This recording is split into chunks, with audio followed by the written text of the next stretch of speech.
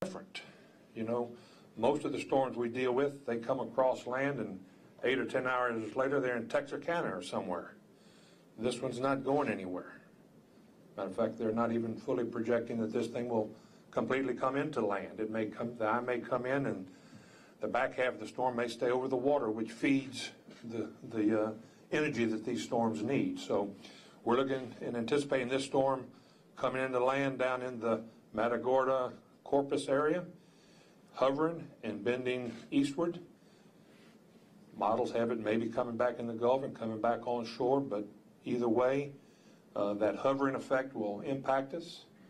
We're going to see high tides come up. Our highest tide we anticipate will be in the morning. The bad news is they're not going down for 3 or 4 days. And so when we get those high tides in the morning, any of this rain we anticipate is going to stack on top of that. And so that's the concern we have, is that, you know, how long are those tides going to stay up? If we can get some help with the storm jogging further south, or some steering currents pull that thing out of here quicker, those will all be good signs as you look at the weather forecast as they continue to come through. We do anticipate street flooding. The latest models show that we'll probably have some issues in our downtown area. We'll have some isolated issues out in the Hurge Lane, the 57th Street area, the Hollywood Heights neighborhoods. At this point, we're hoping that it's just street flooding and doesn't stack up and create flooding in our residential housing or commercial businesses. I'm not sure I even need to say this, but we expect strong rip currents, so it's not advisable to go swimming or surfing this afternoon or tomorrow. We do not anticipate the causeway closing. Of course, that would be a TxDOT call, TxDOT highway. The ferry is currently running. We do anticipate ferry closing at some point, but they'll run it as long as it's safe for them to operate the ferry vehicles. Centerpoint was here this morning, Keith Gray. He's reported that as of this morning at 11 o'clock, they had about 80 customers who had lost service in their whole geographic region, which includes most of Galveston County and certainly parts of southern and eastern Harris County. They're poised and ready to go in Jack Brooks Park, where they stage. They are ready to respond and react. They've got extra crews ready to bring lines back if we lose power to UTMB and some of the medical facilities here on the East End. Jamaica Beach has recently issued a voluntary evacuation for their residents to match up with what the city has done. And following the county conference call earlier this morning, no city in Galveston County has issued any type of mandatory evacuation. Everything is voluntary at this stage. You know, people ask, well, what do I do? Where do I go? What's the deal?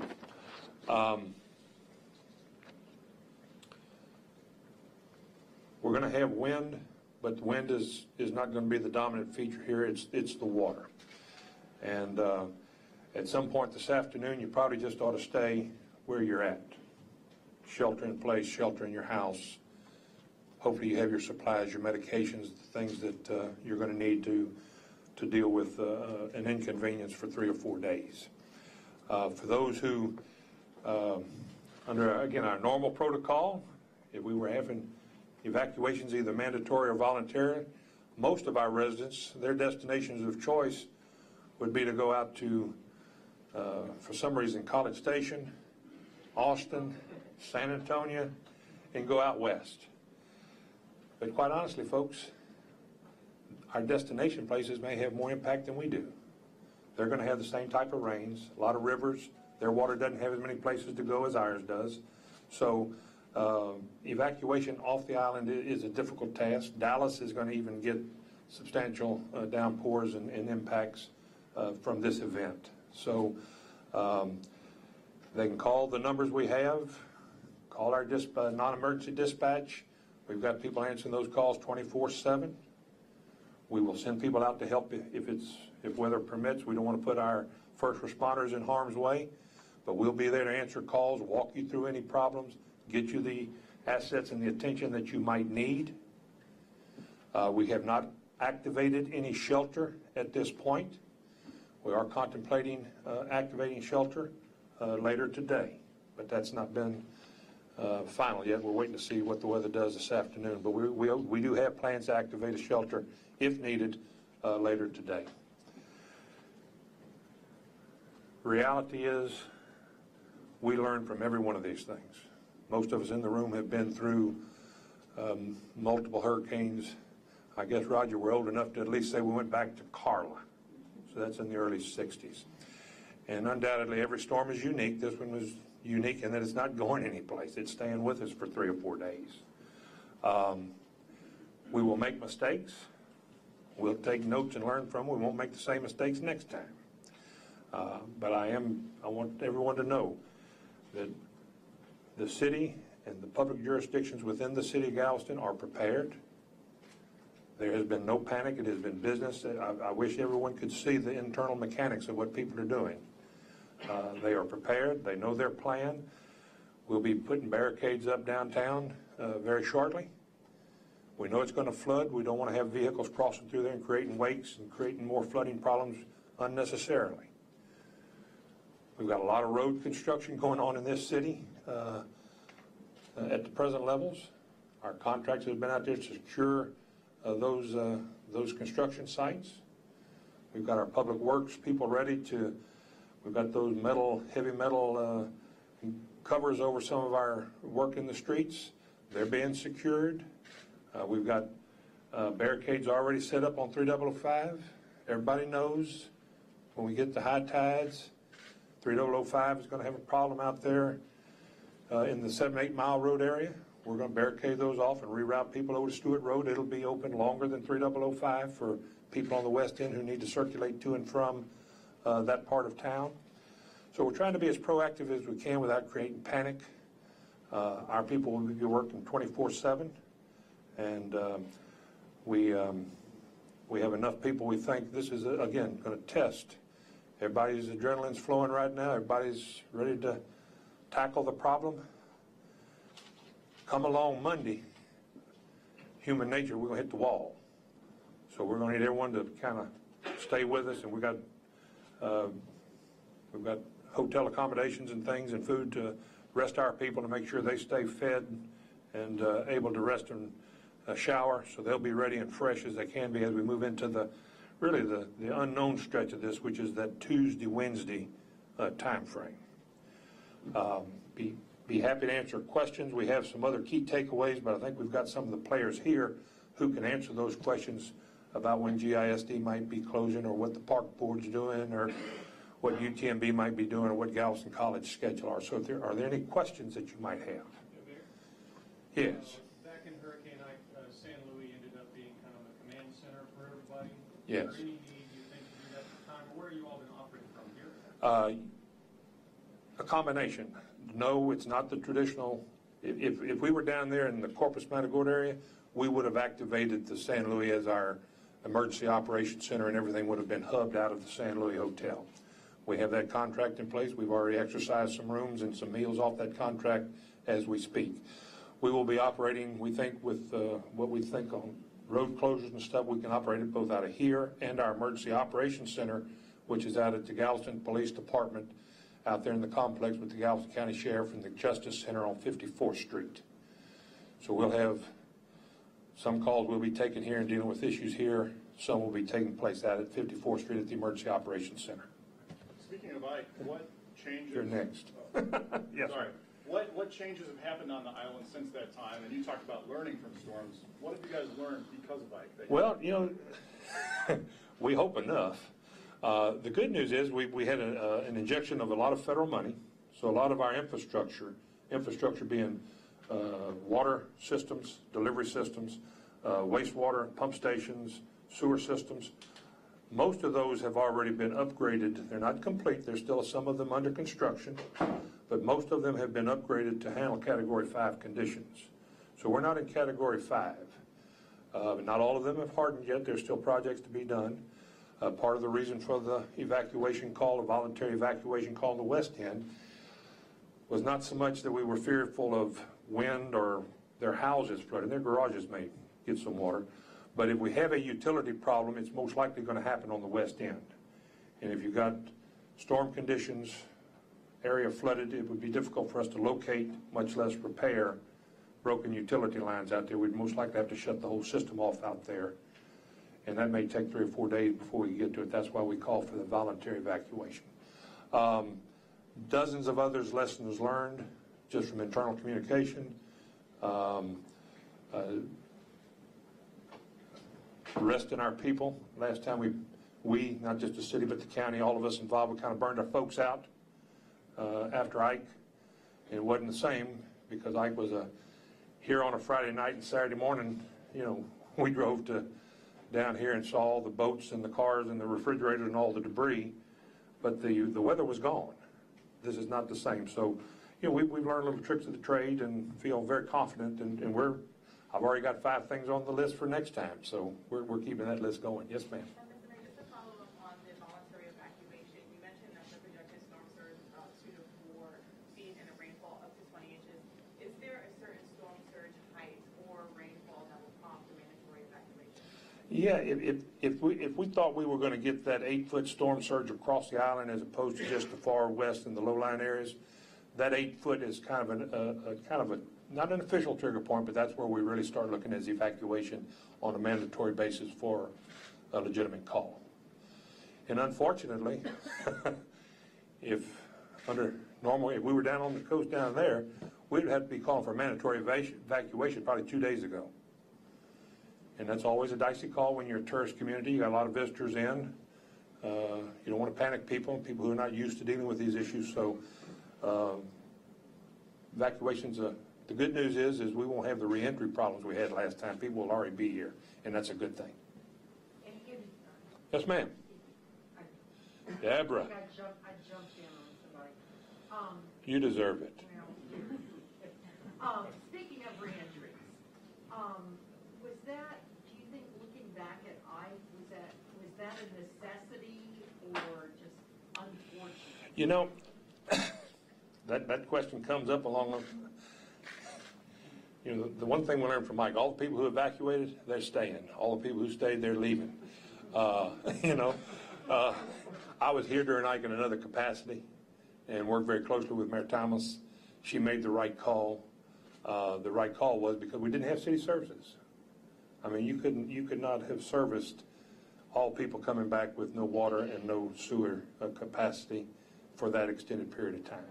So, but some of the lessons learned from that was, and some of our protocols have changed and we think improved, even not yet tested, is the reentry phase of getting people back here quicker. Because, one, we need to get them back here quicker. They deserve to get back here quicker. Some FEMA rules have changed relative to debris removal, which are going to necessitate us moving faster than we did during Ike. And so that's an area that we really have some improvement, yet this won't get tested this time. If 3005 gets cut off, are there resources, fire, EMS, and police stationed out in the west end? Yes, right now we have both police and fire out there, and both the chiefs can respond to exactly, but at this point, is Fire Station 7, Chief? Yes, It's still open?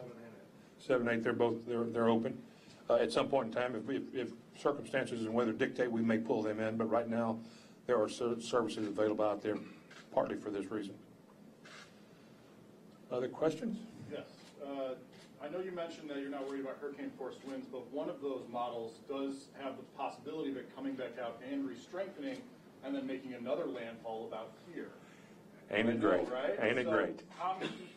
Is there any concern that by having voluntary now, you won't be able to have mandatory later? There's no question.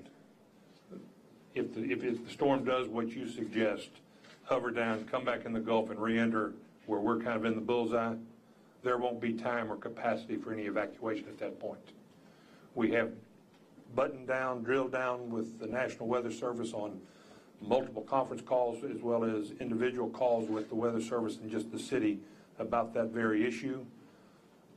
The best prognostication that the Weather Service, if it does bubble back out in the Gulf, it probably will not re-enter as a hurricane, but a significant tropical storm.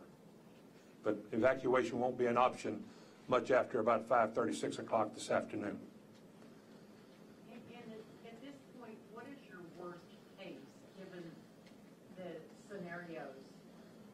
heard?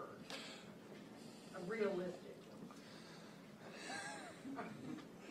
Well, you know, the good news is the storm has picked up a little forward speed. It's at the 10 miles an hour, which is good. If as long as it's slow, it still has the potential to continue to bobble, much like Ike did. If you remember, Ike was headed to Matagorda. And fortunately, it kept bubbling to the right. And for Galveston's sake, we're lucky the worst hit Gilchrist. If the worst had hit San Luis Pass, we'd have had that 20-foot of surge right here on the island versus the 14 we saw. To me, the worst thing would be for it to continue to bubble a little further our direction. And not that it's going to materially impact the winds, but will impact the tides. Those 2 to 4 foot tides all become 3 to 6 foot tides. And then you start stacking rain. And then now we don't have just isolated downtown and low-lying west end. We have more problems in other parts of town. So surge is still an enemy, even like with ice. Surge is, you know, the old adage, hunker from wind, run from water, is still the gospel. And we're to the point where we're going to, in the words of my good friend Ed Emmett in Harris County, we're going to hunker down. Other questions? You mentioned that rain not going to be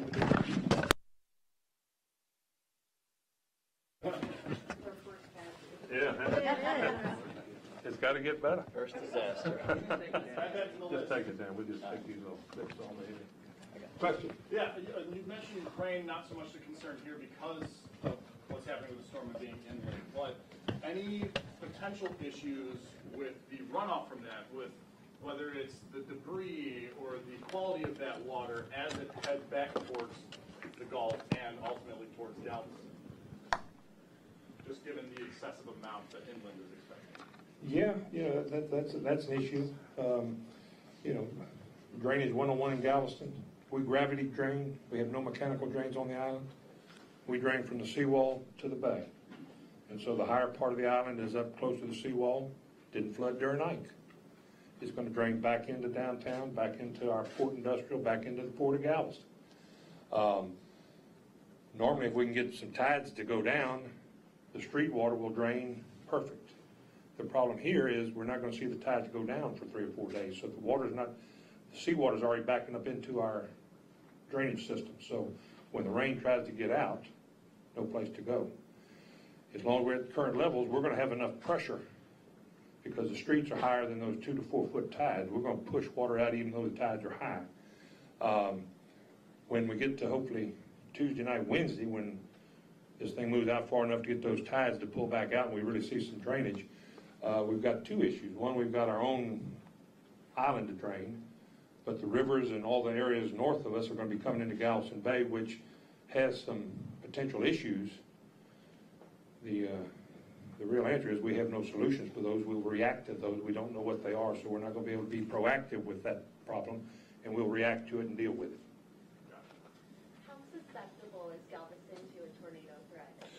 We're on the side that has more tornado potential, being on the, I hate to use the terms right and left, north and south, but we're on the right side of where the hurricane's going in down Matagorda Bay and Corpus. So the right-hand side would be more susceptible to tornadoes. We will certainly be in tornado watches and warnings from now until probably Wednesday or Thursday. Again, a real issue, but it's, you know, as I've always said, there are 3 phases to one of these events. We're in the first phase, pre-landfall. We have a lot of control over that. How prepared are we? What are we doing to protect public assets? What are we doing to protect citizens? Warnings, all those things.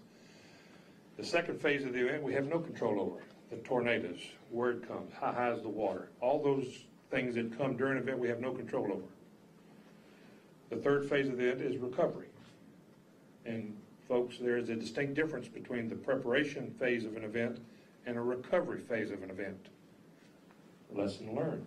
Last year, 9 years ago, seemed like last year, when I came through, we were using our same first responders and our same infrastructure that we used on the front end on the back end of recovery. They literally ran out of gas. We wore them out. And so we've got plans to, and we've got pre-positioned contracts with outside vendors to complement our own staff to help us in the recovery. We don't think the recovery is going to be nearly as bad as Ike. Don't even want to leave anybody with that impression. But the third phase of an event, again, we get back in control and we can dictate what happens and how we manage and how we respond to it. So we feel confident that the recovery phase from both cleaning up and citizen reaction to the city, as well as the recovery phase internally, being prepared to deal with the mountain of paperwork that comes with FEMA declarations and the grant processes, we are better prepared by leaps and bounds than what we were 9 years ago. Does anyone have any questions for anybody that took the time to come today? We want to thank these guys. Well, we get Diane Polzine to come up here and tell us what GISD is doing on their schedule, and Joe, maybe you'll follow her with what Galveston College is doing with y'all's plans. Thank you, Mayor Yarbrough. Today, our staff reported to work. They were released at 11 this morning. The good news for GISD is our students have not reported to school yet. So we have communicated, and we have all kinds of ways to communicate. And this is exactly what we said today in all kinds of forms and fashion. And I will tell you what those are. After, of course, reviewing all of the weather updates that we have gotten, Galveston ISD announced today our decision to cancel classes for students Monday, August 28th, 2017, Tuesday, August 29th, and Wednesday, August 30th. Campus personnel will report back on Wednesday, August 30th at 12 noon so that we are able to ready our facilities for our students to return on the first day of school, which will be Thursday, August 31st at the regular posted school times. Changing weather events, as Mayor Yarbrough talked about, and we all know that's a distinct possibility, could come. So we plan to communicate with our staff, and we have various ways of doing that. We have a wonderful, newly updated website, and that address is www.gisd.org. We will also post and communicate via all of the social media options that we have. So we will be posting to our Facebook page, our Twitter account, our Instagram account.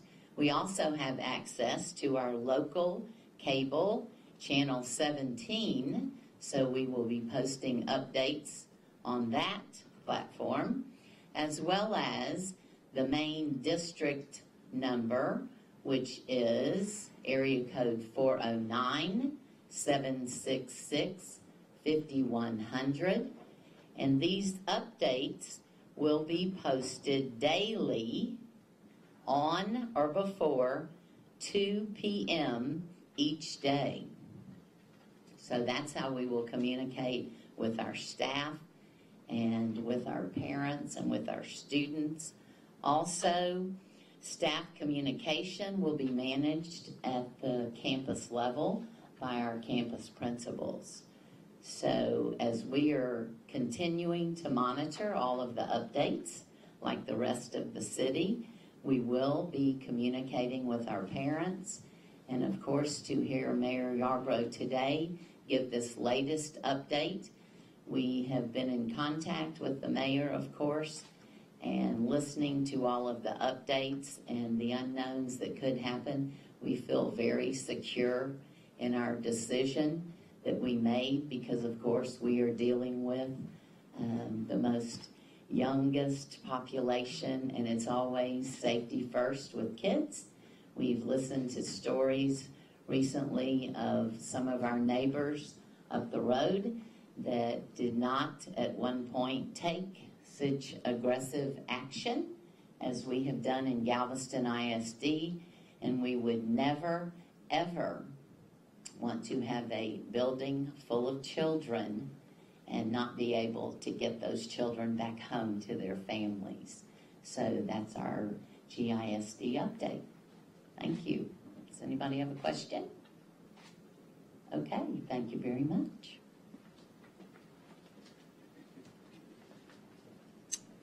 I'm Joe Huff. I'm Director of Public Affairs for Galveston College. And Galveston College's emergency management team met several times during the last few days, and yesterday at 2 o'clock, the president and that team decided that Galveston College would be closed today, tomorrow. Both of those were late registration days for our 2017 fall semester. And we also decided, after a conference call this morning at 9 a.m., that we would be closed on Monday, which was scheduled to be the first day of classes for Galveston College.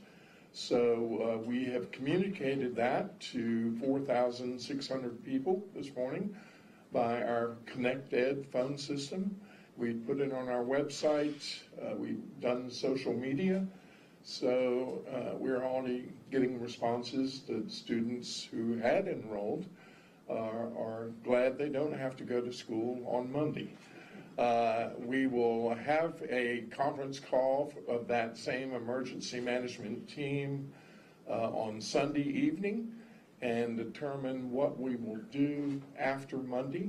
We were actually on a roll to, after having completed our 50th anniversary year last week, we were on a roll to have a record-breaking fall 2017 enrollment, and we will continue late registration all next week when we reopen. Any questions? Do you think Joe's just dressed casually for the hurricane? This is island time. This is his normal attire for the island. Do you have any questions for any of the other guys? Yeah, could I ask a question? Absolutely. Yes. How are you guys preparing for Labor Day weekend? Come on back. Yeah, I don't know if it's probably a little preemptive. But. No, at this point, we're monitoring everything. We're working very closely with all of our partners on the island. Hotels are actually business as usual right now. They're working closely to have accommodations for both visitors and residents on the island. So they are just moving forward through the weekend. We're looking forward to monitoring with all of our attraction partners and all of that to see as we come out of this. We're going to be doing continual updates throughout the weekend through the storm, and then of course following after we have information on everything. But with all indications and the way we're looking forward to a wonderful Labor Day weekend. We've got a lot going on the island, the beer festival, all of the attractions are planning on reopening. So we're looking forward to getting through this and having a wonderful end of the summer weekend. How big is the Labor Day weekend for tourism? It's actually it's a large weekend for us.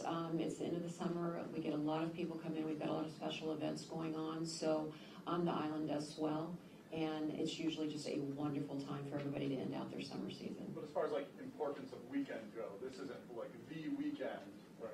No, absolutely not. It's a big weekend for us. Most weekends during the summer are. It's a brew festival. It's very important. There is a brew festival at Moody Gardens every year on Labor Day, and that's always a big, very well attended event. We'll be ready for it this year. We will. Yeah, absolutely, Brian. Yes. If I could ask, what's Yes, the ma'am. status of the cruise ships coming in? Is it? I think I can answer. I think that would be you. Thank you. This is Roger Kroger, works for the Ford, former Mayor Galveston. Raj? Mayor, I'm glad it's you. We have about, 20,000 people on 4 cruise ships that are trying to enter the port. 3 Carnival ships and 1 Royal Caribbean. So we're going to try to wait for the first opportunity, probably around Tuesday, to get them in. If we can get the Galveston, Texas City pilots' cooperation and allow their personnel to go out and bring the ships in, then we'll try to get them in as soon as we can. Are they out there even as we speak? They're out there waiting. No, they're not in the channel. They're offshore. Offshore. So how long have they been waiting? Should they have been in by now? We should have had a couple in by now, yes. So they're going to ride out the storm. Yeah, what they were discussing at one particular time was they were going to basically follow the storm and maybe come behind it. If it was going to go in the Corpus Christi area or move further east, then the ships would come around this way, and as it was going east, they'll come behind it and bring the folks in that way. You being the maritime side of things, how bumpy might that get out here? Well, I'm not a big cruiser, and this is exactly why. I was in a 19-foot boat one time and got caught in a cold front, and I told the good Lord that if he ever got me out of that, I won't go back. Should there be in a medical emergency, is there any way to get to someone on one of those? Is there any way to get one on? Yeah. Get to somebody there to get them off. Oh, get somebody there to get them off? Yeah, they have the ability to do that. And one of the things that they talked about this morning was if there was any light to bring one of these cruise ships in, they were talking about maybe flying them out by helicopter to the cruise ship to get them on that way so that the ship could be brought in. Can you mention again how many ships are out there? There'll be 4 ships coming in by Saturday and Sunday. So they're on their way in, and they're just having a delay until they get the okay to come in. And there'll be about 20,000 folks coming in. Come back in like on Wednesday, around Wednesday, you said? Yeah. And what happened at noon today is that the captain of the port set the Zulu procedure into effect, and that means that no ship can come into the port. That was at noon today, you said? They started at noon today, yes. Is that kind of that's a rarely used procedure, I would take it? Well, it takes place when gale force winds are in effect, and that'll be in a few hours probably. Looking at the lights lined up this morning, are there more anchored out there right now than there would normally be waiting to come into the channel? Do you know that? I didn't come down to Seawall this morning, but probably not cruise ships. Those are probably ships, tankers going into Texas City and to Port of Houston. So how big is the backlog out here, do you think? I don't really know. Right now, we're worried about getting our cruise ships back. We've got thousands of cars here, and if we get 25 inches of rain, we're kind of worried about that, about flooding on Harborside Drive. I talked to a few people today who said that they came to town to get onto their cruise to leave with Carnival, and they said that according to Carnival, they were still supposed to be leaving tomorrow mid-afternoon, depending on what comes down from the port. Have you all finally made the decision to go? Yes, we talked to the cruise ship companies about an hour ago, and we told them what the situation was, and we're just going to kind of wait and see what happens. And first bright spot we have, or the light we have, we'll try to get the Texas City pilots on one of them and to get them in that way. Has this happened before, as far as cruise ships being stranded, whether it's weather-related or not? Oh, I'm sure it has happened before, yeah, especially during night. But not while you've been a part of it, you can't speak to. Okay. No, this is the first time that I've been over there. Does anyone have any questions for UTMB or Beach Patrol while they're here? Would Peter like to say anything to the surfers that are out there right now? Sure. Yes, that's what I was getting at. They're going to do it anyway, but they should hear from you just the same. Thank you for that. We have our lifeguards out right now, and we're going to work them until it's not safe for them to be out there anymore. At that point, we'll move to mobile patrols. We do have our standard deal for storms that we always put out there. If you're an inexperienced surfer, don't come down to surf the storm. Only experienced people should be out there at this point. There may be a point where we pull everybody out, but we're not there at this time. We also want to warn everybody not to go in the water, obviously, but also to not walk out on those rock groins, because once the waves start breaking over the top of them, it becomes very dangerous for us when we have to go bring them back in or rescue them. So we're going to, part of what the guards will be doing is keeping people from walking out on those groins at this point. And if you do want to go look at the big waves, we just ask that you do it from the top of the seawall. Have there been any rescues so far? Nothing so far. Yeah. Thank you, guys. Just one last question for the mayor, please, if you don't mind. Yes, ma'am. I understand there's a lot of Spanish community that doesn't speak English. Are you guys are prepared for that? Yes, we have staff available who are bilingual. And tengo hambre. Necesito más dinero. Yes, we do have. We do. You're hitting my limits. Let me piggyback what Mayor Kroger was saying, back to Deborah's question. The cruise ships have been aware, just like we have, that there are weather concerns in this area. So they're not right in the middle of where this turbulent stuff is. They're doing the best they can to stay out of that for their customers. And the port does a great job of that is a very significant part of our port's business. So they have great relationships. Communication has been good. And as Roger said, as soon as we can work with the Texas Lamarck pilots to get those ships in here and get those customers back safely, we will. But just one of those things that happen when you live on the Gulf Coast. I guess to wrap it up, is there any more questions before I wrap it up? I need to get this guy a little better hat. You want to trade him?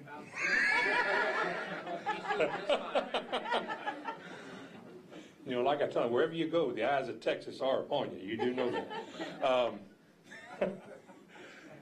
I wish we had that rivalry back. The bottom line is, these are some of the consequences and things you deal with when you live on the Gulf Coast. And as I said in the opening statement, the city and our people, I don't think, are panicking. I haven't seen panic when I've been out. It's preparation and moving through our normal protocols. We will have additional press conferences when we have information to warrant. We don't want to take your time for the same song and dance. So we'll, with Jerry's help, we'll notify anybody as circumstances and assumptions have changed. We will give you that notice, and we'll have press conferences, and we're available throughout the event to answer your questions and help assist you in your efforts to get the news out to your viewers and listeners. So thank you all very much for being here. Yes, sir. If someone from UTV could comment on what their plans are, will the ER be open and all that, so all throughout all this stuff? Yeah. Yes, hello, my name is Kurt Koopman with UTMB. Yes, the plan at this point is that the hospitals and the emergency rooms would remain open. We actually went into emergency status officially this morning, but we've been meeting a couple of days prior to that. Our team had and making plans and there are changes to all of our enterprises, you might say, right now. I mean, clinical operations today will officially end, the outpatient clinical operations will end at 3. But like I say, the hospitals will stay open. You know, just like some of the others here, we have students that were all coming back this week. And so our classes were canceled today, and they're also canceled for Monday. But of course, with the uncertainties of the storm that people have already noted, we anticipate there could be some more changes to that. So, you know, one of the things we stress at UTMB also is we are not the same campus we were when I hit. There's been over $1 billion of improvements done to our campus to make sure that we would fare better than we did when we had the last threat like this. So anyway, we feel like we're in good shape today, and we're continually going to be meeting, though. We will make updates usually after a 4 o'clock meeting that we have every day. We have 2 a day, but usually those updates are posted also to our Facebook, social media, Twitter, those things also every day. So that's what's going on. Thank you. Kurt, thank you. All right, thank you guys so much for coming.